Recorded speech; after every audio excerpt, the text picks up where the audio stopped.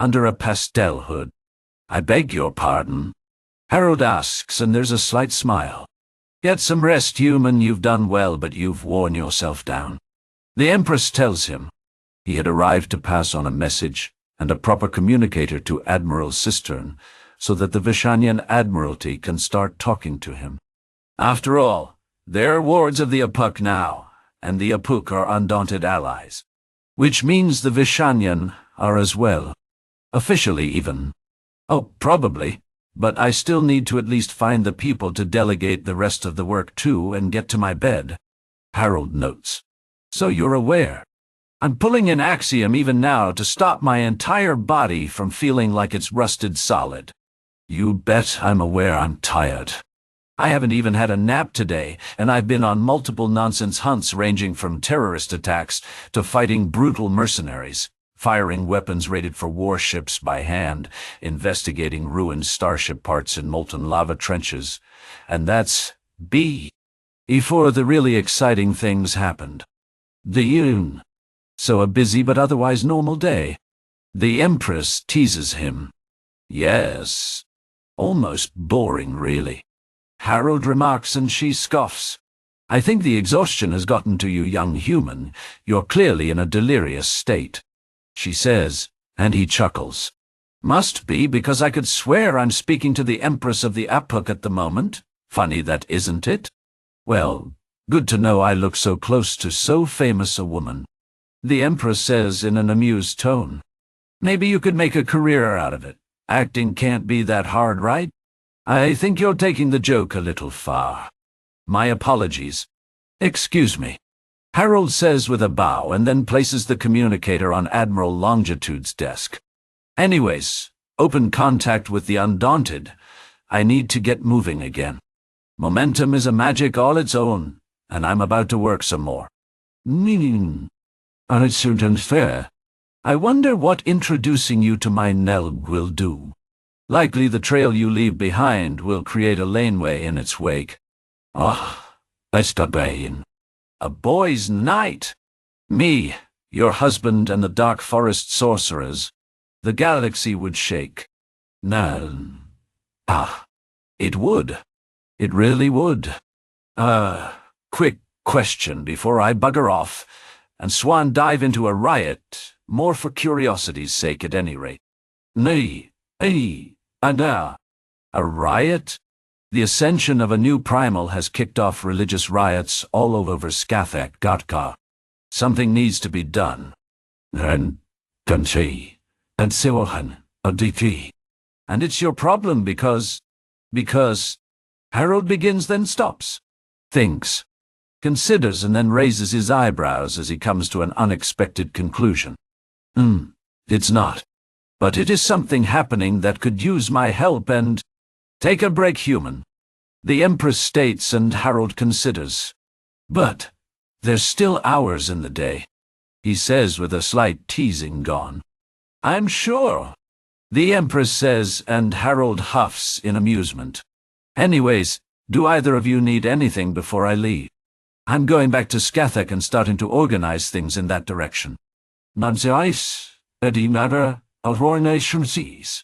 Yes. Can you get me into contact with the captain of the Inevitable? I understand that while Observer Wu is the man who the mission revolves around, Captain Ranji is the man actually in charge of the ship. It's on that communicator. List of contacts: Admiral Cistern, Admiral Hainala of Skathak, Admiral Crosswind of Zalwar, myself, my brother Herbert, and both Captain Ranji and Observer Wu as well. I trust you won't be abusing this contact point. They can block your number if you call for no good reason. You don't need to worry about that. Admiral Longitude states, and Harold nods. Incidentally, this communicator is also how they will be calling me. Until you have an official line for it, yes. Harold replies. Thank you. All right, I'm in motion again. Harold replies, and then ducks away with a quick salute to both Admiral Longitude and the Empress. Do you like that? Admiral Longitude says, as she deciphers the amused expression on the Empress' face. Sheer competence and initiative goes a long way to make otherwise negative traits into endearing quirks. If he was just a low-level soldier, nothing terrible but nothing special, then he would be irritating, and I would be speaking with his commanders. Since he hands victories on platters and en masse, it's just charming. He does so much and works so hard and acts like it's all just something to fill his time. I'd imagine you tolerate a great deal of sass and disregard for decorum if the soldier in question was giving you top-level results. Huh, DDK. True enough. Is that something you encourage? It is. Culture and policy-wise, competence grants rewards. The Empress states. Now, let's talk about how to settle some of your girls into civilian life. It can be a balancing act to ease them into it. It's a balancing act to ease them into it. You seen changey. Eric and the family, Skathegi will. Still feels kinda funny to teleport like that. Yavra says as they emerge from the room with astral forest matter on the floor. Bleh. I'm more worried about the taste in my mouth. How that entire cult lived with this stuff on their tongue all the time is a mystery for the ancients. Uma remarks before pulling at Axiom, and it comes with a huge rush. Whoa! Never mind, that would do it. Oh, it would, wouldn't it? Jiria asks as they all move through, and Harold is oddly silent. Is something wrong? Do I look tired? He asks. What? What? Well, I'm always doing something, making something happen or in the middle of things. But the Empress says I look tired. Do I? Sure. You've literally done the impossible several times today. I think you can slow down. What? But what if another god is in need of ascension? No, Jiria says, grabbing one shoulder. Come on, girls. I think he wants to work himself into a hospital stay and needs to relax. Is this normal? Winifred asks. Not really. Normally things calm down after less than half the effort he's put in today. But today isn't ending, so he needs to relax. Velocity says. I see. Winifred notes before considering. She then brings out her communicator and starts looking through. Ah, okay. Some chemicals that humans to sleep, and can be found in food. This is easily solved. Aye. Drugging him? Dumaya asks. Not drugs, just foods that have certain effects. In this case, calming ones. And we need to get him away from sugar. I'm not a child. No, just a workaholic. Which is worse, you can actually semi-justify things. No. Semi. Winifred agrees. So you all agree I need a break? Harold asks. Yes. Jiria states. Yeah, you needed one a while ago. Agatha remarks. All right. I'll pass the torch. I can keep going, but I'll pass the torch. You've spent months trying to bulk up. From what I know of human physiology, you're nearing the point you're going to work against it. Take tomorrow off, too. Lady. Ken. That's a tall order. Relaxing is a tall order? Winifred asks. Delia.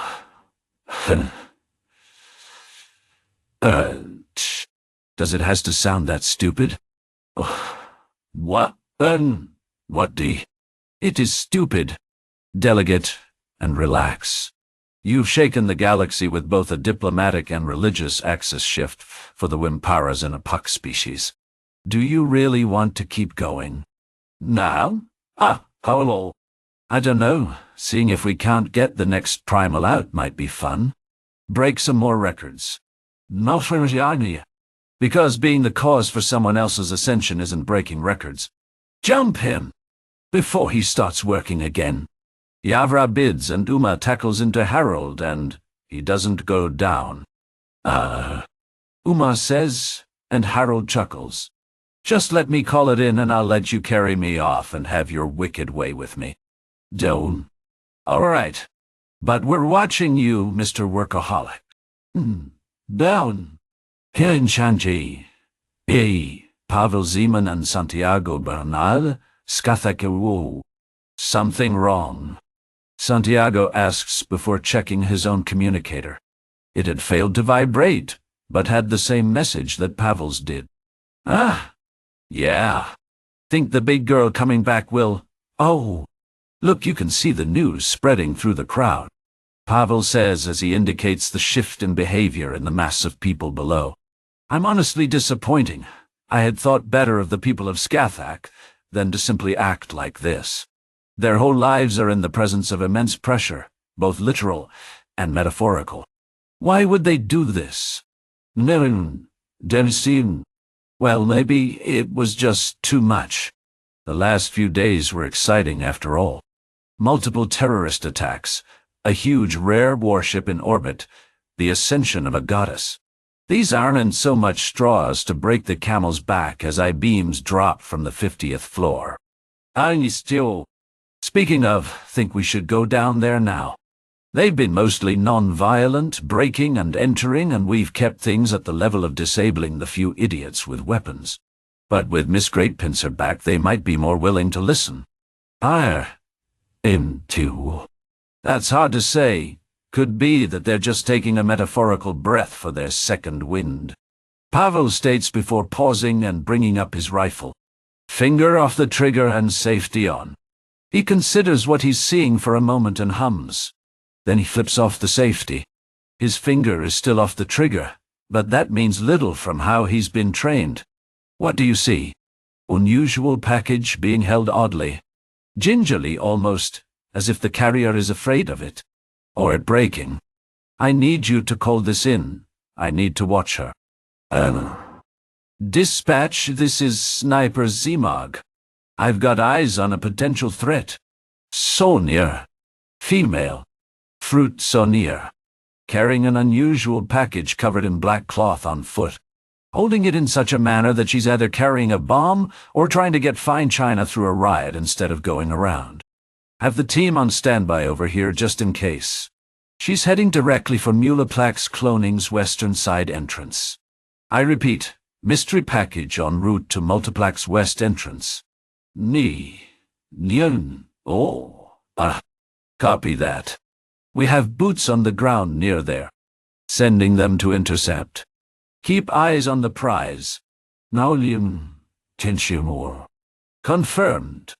Pavel states as he shifts ever so to get a better firing arc in case his quarry makes a dash.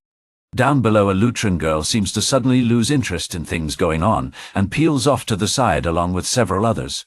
All of them with a bright green star on their jacket, pants, belt, or in a hairband. No. Sniper Zemog, we have several cloaken soldiers now moving to intercept. They are identified by a green star on their person. Yes. Copy that. 6 total? Correct. I have eyes on them, and am now providing overwatch. Pavel says as he watches the touristy-looking girls surround and move with the sonar and getting some space around her. He's still working on reading lips, but he can tell that the sonar is not happy to suddenly learn she's surrounded, and she starts gesturing to the package before imperiously pointing at a few of the disguised cloaken. He can make out the words, "You, monster, and dare," but the sonar is talking too fast, and quickly turns away before he can read any more off her mouth. But from her body language, she's not being satisfied by what the soldiers say to her, and she holds out the device before dramatically sweeping away the black cloth to reveal. Is that a fetus? Pavel demands, and Santiago stares at him. What? Santiago demands at the same time Dispatch does. Dispatch. Suspect has revealed the package to be some kind of external womb apparatus, containing the fetus of an unknown species inside it. It looks to be bipedal in nature, but is too underdeveloped to indicate species beyond general body shape. Hijo de puta, what is she doing? Nay. Santiago demands. Something stupid, but so far not technically illegal. Pavel mutters grimly. Criminally endangering a child is very illegal.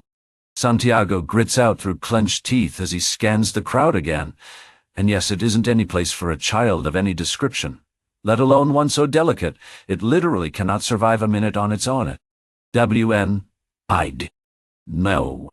Can you tell what they are saying? No. She's turned away from my view and, shit! Pavel exclaims as the Sonner woman suddenly wraps her arms around her child and then shoulder checks into the girls. She's surrounded and pulled down to the ground in seconds, with one of them making damn sure to handle the clear false womb with utter delicacy. The crowd around them starts roaring and several thugs with improvised weapons start moving in. Pavel adjusts his aim and squeezes the trigger of his rifle ever so slightly. The rifle is silenced with an axiom effect, and the bullet's sonic boom is suppressed with it. But the rifle still kicks into Pavel's shoulder as the shot goes off. Nay. Axiom effect.